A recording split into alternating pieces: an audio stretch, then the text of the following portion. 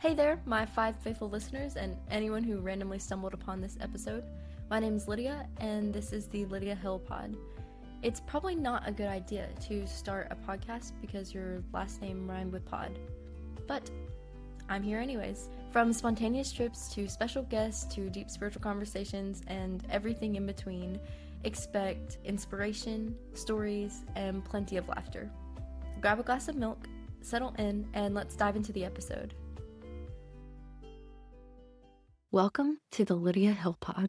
This is the first time in a long time that we've spoken. And in that time, a lot of things have happened for you and for me. So, with all transparency, I just wanted to spend this episode giving you an update of the series of fortunate and unfortunate events that have happened in the last year. The last time we spoke, I was living in London. I was having a great time explaining the reasons why we can confidently trust the Bible. And whilst I was living my best life in England, I met a guy. And I hadn't told you about him yet, although we had already been dating by the last time that I posted an episode. And his name is Callum. Callum and I began dating a year and a half ago. We met at a church singing, and we both had a passion for God and His Word, and that developed into a friendship and then a passion for one another. Well, about that time, I ended my schooling in London. So I graduated with a master's in content creation from Regent University, London, which means my visa expired. So Kaylee and I decided that we were going to move back from England to our respective hometowns. And at that time, I had to make a lot of decisions. Do I try to apply and stay? I did not have the money to do that. So we both went back, and when I went back to Tennessee, that began the long distance portion of my dating relationship. Moving back to Tennessee was great. I got to see all my friends and family I hadn't seen in over a year. And while I moved back, Kaylee and I had this grand adventure. I like to call it our state tour. We basically went and visited all of the people and groups that help support us when we moved to England. And so during that, we went to Indiana, Kentucky, Tennessee, lots of different places in Tennessee and Kentucky. We convinced Callum to come and visit, which wasn't hard. He wanted to come. We hadn't seen each other since September. So in November, he visited for 2 weeks. And in those 2 weeks, Kaylee and I decided that we would tack on the end of our grand tour, the places furthest away. And that just happened to be when Callum came. So we took that poor boy to, I believe it was 10 states. We went all the way to Texas, and on our way, we stopped through Arkansas, Oklahoma. We went to New Mexico to surprise visit Callum's friend, Josh. And then we went back through Texas down to Florida. We went through Mississippi, Alabama. We made it through Louisiana as well. We got to Florida. We visited some of my family there. Then we went up through Alabama and went back to Tennessee. And then we went to Kentucky. And then he flew out from Nashville. With all of that being said, it was a whirlwind of a trip. He met all of my family, most of my close friends, and I don't know how he survived those 2 weeks and then went straight back into work. I personally needed a long time to recover from that. We drove, I think, a total of 56 hours in the car in those 2 weeks. It was the most crazy thing we could have done. I knew if he could handle that, he could handle a life with me. Soon after we did that, I moved to Spring Hill, south of Nashville in Tennessee, and began working with a church there.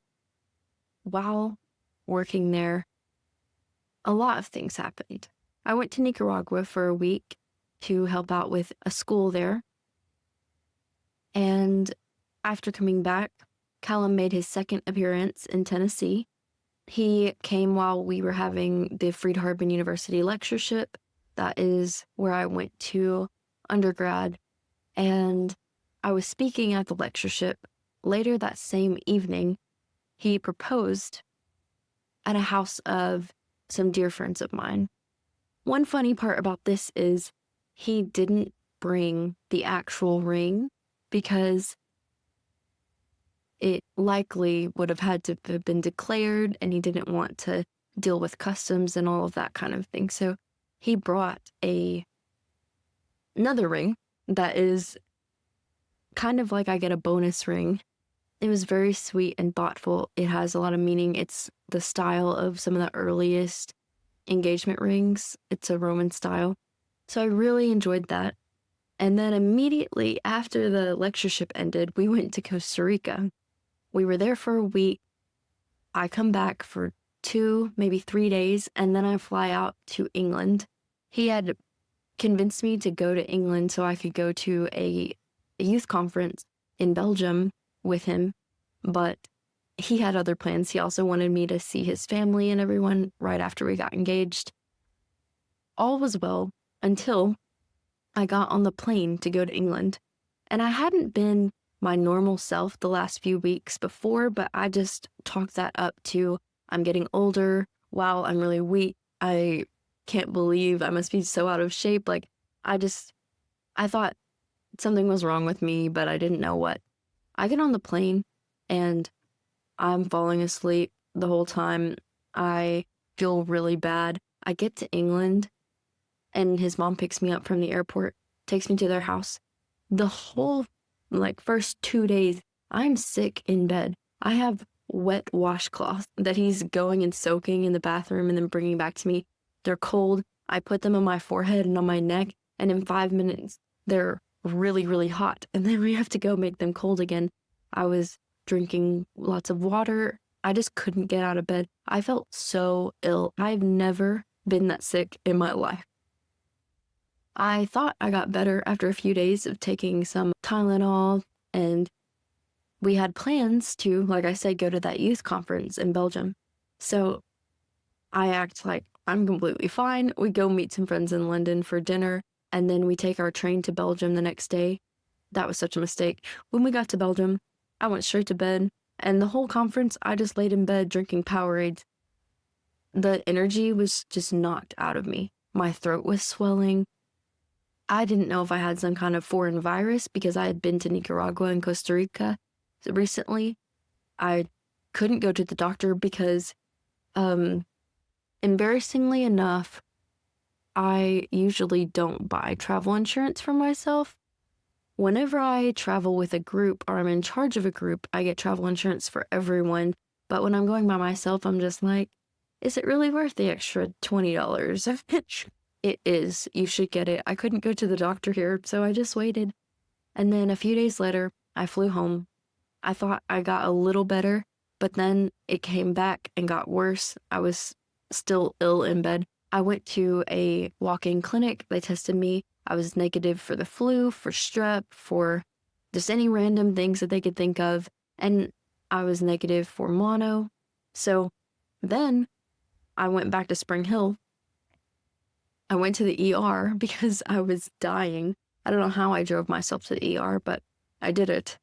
And by God's grace, I made it there. It was midnight. And then they came back and they were like, good news, you don't have a foreign virus. Bad news, you have mono. And I said, hold up. I literally just tested negative for mono a few days ago. But apparently there's multiple tests and ways that they can find it. And one of them, if you test too early, it may not show up. And Not really sure how that works. Either way, I had mono, which is glandular fever in the UK. They call it something different. Well, I got some antibiotics and went home, laid in bed for a few days. I was drinking so much water. I was drinking like 8 bottles of water a day, and I still felt horrible. But I was scheduled to go speak at a ladies' day in Indiana. So I drove up to Kentucky, met Kaylee. We drove to Indiana. I am on my last limbs. I also lost my voice because my throat was so raw. Somehow, God blesses me with enough ability to speak through this event.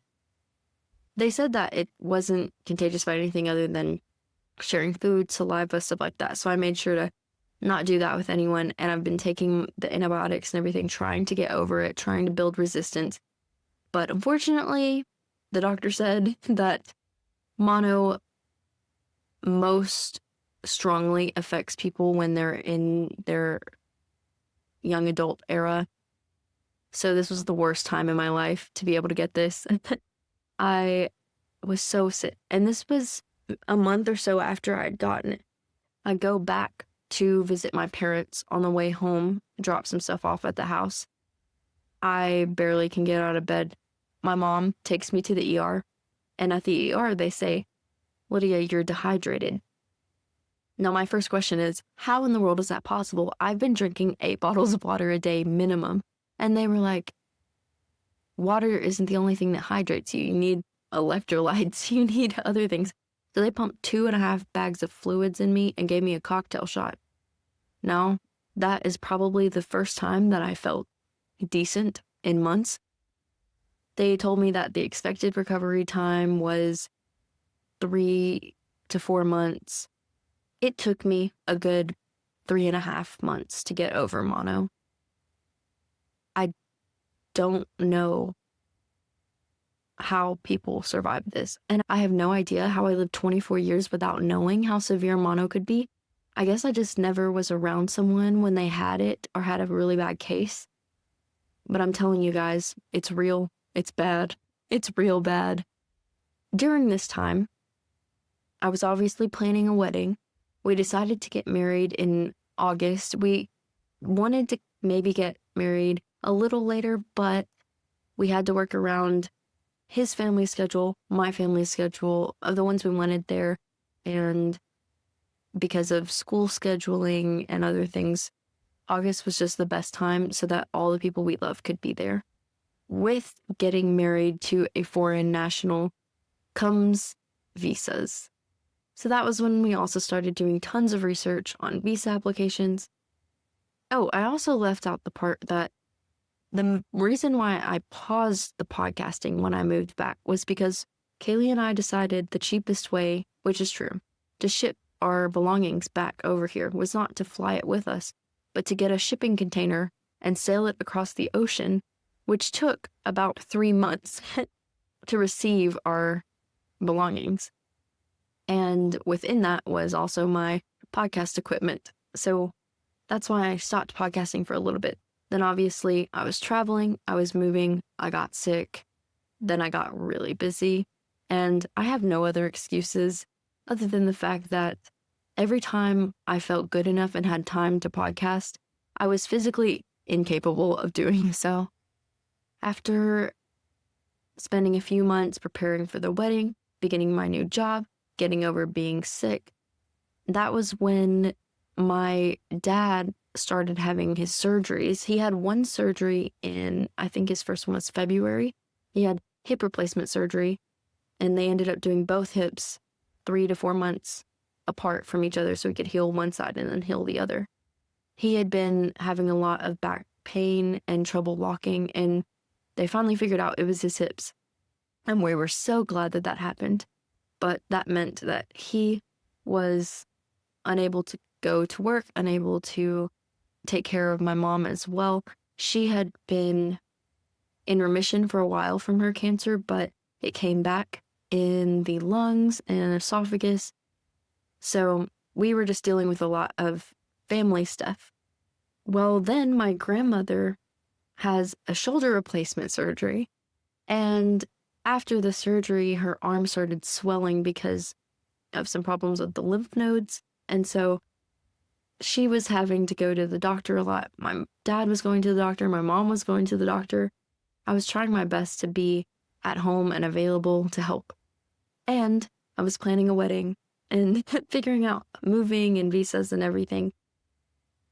I'm not complaining about all of the work because everything that happened, I'm glad that I was able to be there and we were able to accomplish everything we wanted to. But I'm just saying it was a lot and podcasting was not my priority. When we got closer to the wedding, we started planning my move to England because legally he could not stay in America until he gets some form of visa. Legally, I really can't stay here more than 6 months at a time, but we knew we'll start out in England and go from there. Whenever we started the visa process for the US, we were talking to lots of people who had been applying for visas or already received their marriage visa in the US, and we realized it's a very long process. So at that point, I kind of knew I'm not going to be visiting or living near my family for a long time. It could be a year or more before we're able to go back to the US. And that was something that we both had to make decisions about after we got married, which the wedding was wonderful. I'll probably make an episode about wedding planning and marriage and everything later. It was just a great time because all of my loved ones and family and friends got to come together, be in one place. And since I have so many different friends from so many walks of life, it was awesome to get to see them meet each other and just to be surrounded by people from my childhood, college, and even my time in London, and getting his family to meet my family. I love that day. After the wedding, we had a honeymoon in Canada, Calgary. If you ever have the chance to go there, you should. It is beautiful. But before we got married, right before, about 2 weeks before, a lot of things started happening. Callum's car got hit by, we think maybe the garbage man. My car started falling apart. Something had happened when my car got worked on where they left some of the hubcaps off and it messed up my alignment. I had to get a whole new thing fixed in my car. We were like, we don't need to be spending this money, especially on a vehicle which I'm about to move and not use for so long, but we had to do it so that I could drive. This is a very small, unfortunate event, but I feel the need to mention it. I was painting and doing DIY wedding decor, and my sweet housemate, Emily, she just let me use her whole downstairs space to make these things. Like, one of the things was a cloth that we painted a welcome sign on. Well, we both did not consider the detrimental effects of taping the sheet to the wall without putting something like cardboard behind it. And the next day when I go to take the sheet down once it's dried, both my and Callum's names are painted onto her wall. I felt so bad. But that was just kind of like what was happening the 2 weeks before the wedding. And you would think, oh, that's the worst thing. Wrong. 2 weeks before, I was at a retreat with our church family, and my mom had been saying weird things, acting differently, and my dad finally took her to the ER when it got very serious. I mean, this was only within a week of noticing changes. And the cancer that she had spread to her brain, and they found a tumor just small enough to operate on, except because of her other disorders dealing with blood clots, surgery is not an option. And so she was having trouble remembering like who I was, what year it was, her birthday, things like that. And I was getting married in 2 weeks. Of course, I wanted my mom to be herself and to be at the wedding, but I had to drop everything I went and stayed at the hospital for a few days. They decided to do radiation for 5 consecutive days leading up to, this was the week of the wedding. So she ended up receiving radiation, and that shrunk the tumor enough that she was able to think clearly and be more herself, although obviously she was tired and in pain. And so it was a lot for my mom to go through the wedding, but thankfully she was able to be there and we were all able to celebrate as ourselves. That was the most confusing time because the happiest day of my life was combined with the feelings that I had been having for the previous 2 weeks of some of the saddest moments of my life. Now, she's still receiving treatment and they're still doing scans, and this was only 2 months ago, so we're seeing, is it working? What else can we do? And the doctors are trying their best, but that was just another unfortunate event that happened right alongside the most fortunate of events. Once they found the tumor, I realized, there's lots of things that my mom was supposed to be doing for the wedding and she hadn't been doing because she had forgotten or wasn't able to think clearly. So I just took all of those tasks, but my bridesmaids and friends and family were so kind, and I'm so blessed to have them because they all just stepped in and said, what can I do? Or not even what can I do? They went ahead and did it and then told me that they did it because they didn't want me to have to take on all of that stress leading up to the wedding. The end of September, I submitted Callum's visa application in the US and then flew out to London, where I got picked up from the airport and I moved with 2 suitcases, and now I am living in Shepshed, England, which is near Loughborough in the Midlands. This life update is a lot, and I want you guys to know that I intend to continue this podcast. Even though I have a new last name, I promise to continue to make the same content. It's been a privilege just to see the ways that you guys have reached out to me, that you've cared about me and supported me in both the fortunate and unfortunate times. God has truly carried me through the last year, and I can see that He's making paths and continuing to provide for me for now and for the future. I can't wait to see you next week on the Lydia Hill Pod. Bye, guys.